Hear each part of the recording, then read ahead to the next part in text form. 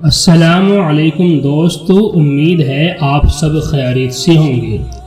آج کل کچھ ایسے لوگ پیدا ہو چکے ہیں جو اسلام پر اور مسلمانوں کو برباد کرنے کے لیے ایسی پلاننگ کے ساتھ میدان میں اترے ہیں جس سے مسلمانوں کے ایمان کو بہت زیادہ خطرہ ہے۔ مثلا انجینئر محمد علی مرزا جیسا جاہل انسان جو علماء کرام کے خلاف اپنی بدزبانی کرتا رہتا ہے اور ان کے خلاف بولتا رہتا ہے، اس کے کچھ چاہنے والے اور اس کے کچھ اتباع کرنے والے حضرات بھی ہیں جو اس کے ساتھ ہیں۔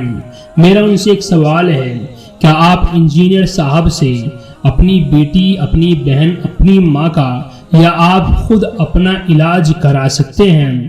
آپ اپنا آپریشن کرا سکتے ہیں؟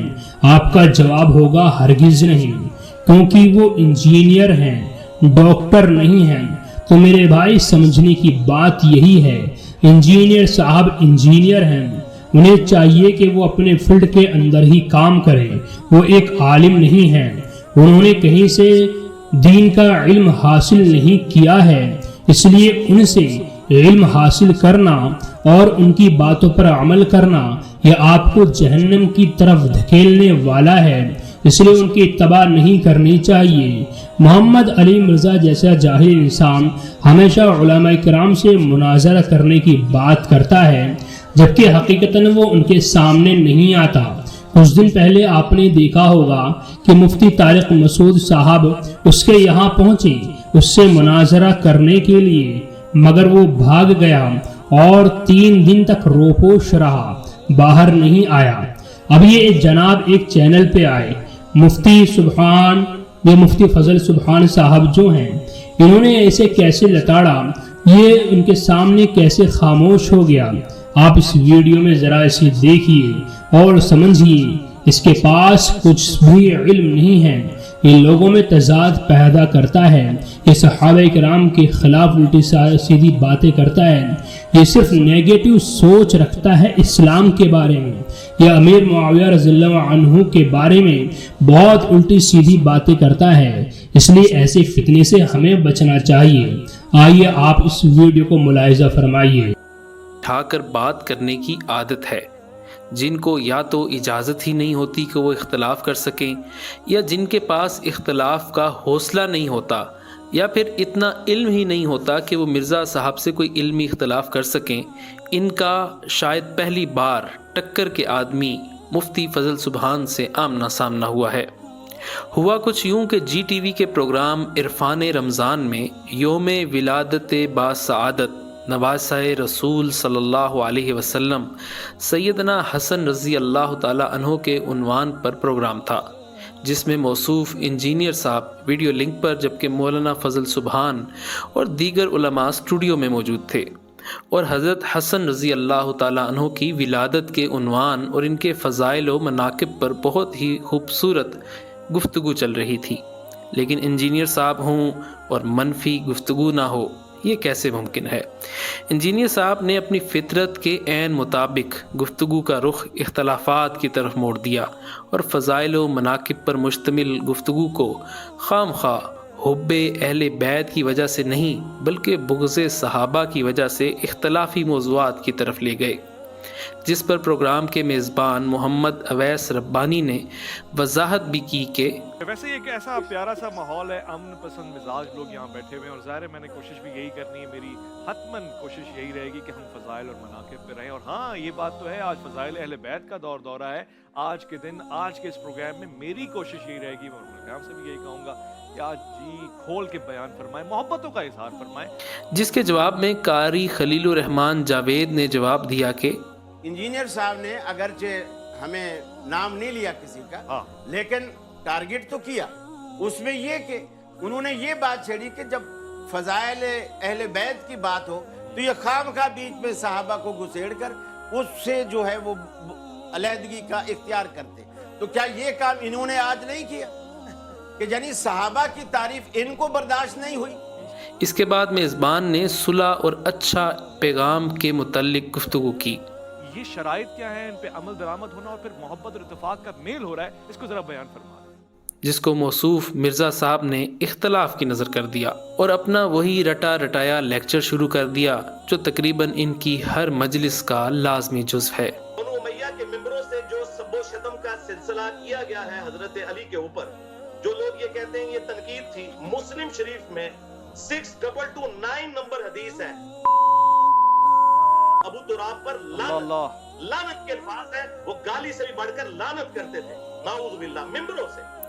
جب موصوف نے تمام حدیں پار کر لیں اور اس اتحاد کی فضا کو خراب کر دیا اور خواہ مخواہ موضوع کو اختلافات اور غیر مصدقہ اور من مانی تشریحات کا انبار لگا دیا، تو اب مفتی فضل سبحان نے اپنا حق ادا کرنے کا فیصلہ کیا اور ایسی گفتگو کی کہ سب اشش کر اٹھے۔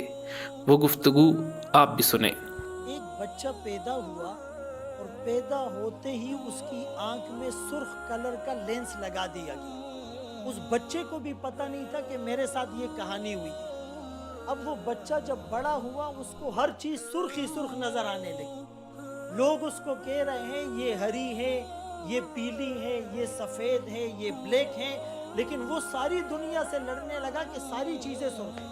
یہ جو پیراڈائم ہوتا ہے نا، نیگیٹو پرسیپشن، نیگیٹیویٹی، تو یہ جب ذہن میں آ جاتی ہے پھر آدمی ہمیشہ انتشار کی بات کرتا ہے۔ بنیادی طور پر ایک بات یہ ہے کہ یہ جو جملہ کہا جاتا ہے جی پوری حدیث بیان کی جائے، بعض لوگ تو حدیث بھی بیان نہیں کرتے، نمبر بتاتے ہیں، اور اگر پوری حدیث ہم یہاں بتائیں تو اس کے لیے اویس صاحب آپ کو چاہیے کہ مجھے 1 گھنٹہ دیں، قاری صاحب کو 1 گھنٹہ دیں، شاہ صاحب کو 1 گھنٹہ دیں، پھر ہم پوری حدیثیں بیان کریں گے۔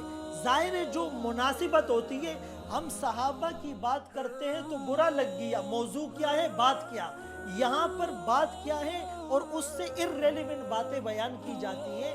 تو ایک بات تو یہ ہے، میں نے شروع میں عرض کیا کہ بھائی اہل بیت کی عظمت اور فضیلت کی جو ہم حدیث پڑھتے ہیں، روایت کرنے والے صحابہ ہیں، صحابہ کی جب فضیلت بتاتے ہیں روایت کرنے والے اہل بیت ہیں۔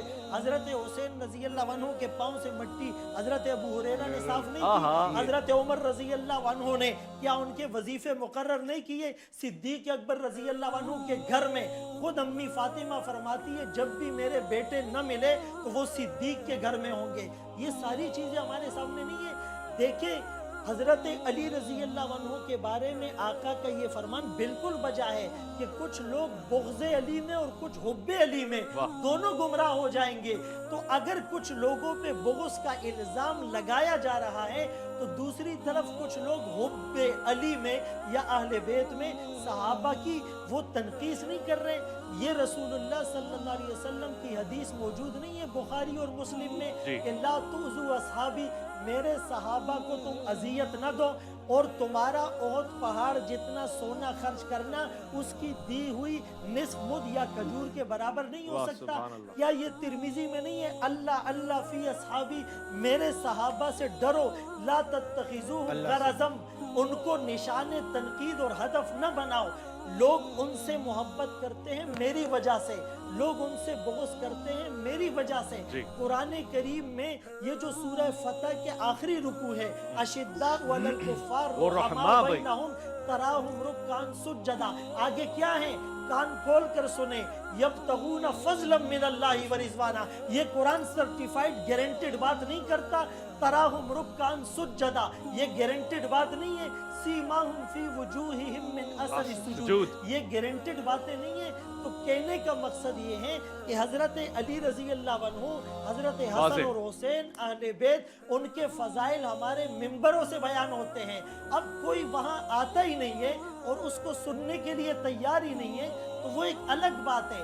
عظمت صحابہ کی بات اگر کسی کو بری لگتی ہے تو یہ ڈنکے بجتے رہیں گے، اہل بیت کی محبت کے ڈنکے بھی بجیں گے، عظمت صحابہ کے ڈنکے بھی بجیں گے۔ وہ امیر معاویہ رضی اللہ عنہ کا نام لیا گیا، یہ میرے آقا کی لسان نبوت کی دعا نہیں ہے اللہم اجعلہ ہادیا مہدیا واہدی بھی، मेरे आका ने नहीं कहा इसके सीने को इल्म से भर ठीक दे, है। मेरे आका ने नहीं कहा पहला इमाम बेरी हसन। बेड़ा हजरत मुआविया तैयार करेंगे। ये कातिबीन वही के सरदार है, 50 लोग कातिबीन वही थे, अल्लाह की वही को लिखने वाले, उनके सरदार अमीर मुआविया रजी अल्लाह तआला अन्हु होते ठीक है। हैं। उनको क्रिटिसाइज करके हम गैर महसूस तरीके पर वही को मुरीद इल्जाम नहीं वाज़ेह। ठहरा रहे। तो यहाँ मोहब्बत की बात हो रही थी, खामखा उसको डाइवर्ट ठीक करने है, की वो हमने उधर जाना कोई नहीं। सुलह खत्म नहीं हुई है। इस्लाम क़यामत तक सुलह का दर्ज देता है। वइन त्वाइफतानि मिनल मुमिनीन इक़्ततलू फ़अस्लिहू बैनहुमा, ये कुरान का हुक्म। कोई इस पर मोहर लगा सकता है कि ये आयत सिर्फ इस दौर तक थी? कुरान वैलिड है और क़यामत की सूरज तक वैलिड है। बहुत खूब, बहुत शुक्रिया मुफ्ती फजल। यहाँ ये बात भी काबिल गौर और काबिल तवज्जो है कि मौसूफ जब भी गुफ्तगू करते हैं, इनकी गुफ्तगू प्यार, मोहब्बत, अमन, रवादारी और इत्तेहाद के बजाय इख्तलाफ, तफरके और बुग़्ज़ पर मबनी होती है, जिससे लोगों में दूरियां पैदा हो रही हैं, इख्तलाफात बढ़ रहे हैं और नफ़रतें पैदा हो रही हैं। टेलीविज़न चैनल्स और एंकर्स को भी सोचना चाहिए कि एक ऐसे शख्स को अपना मेहमान बनाकर क्या आप कोई मुस्बत काम कर रहे हैं या बिला वास्ता तौर पर तफरके, इख्तलाफ और बुग़्ज़ को हवा दे रहे हैं।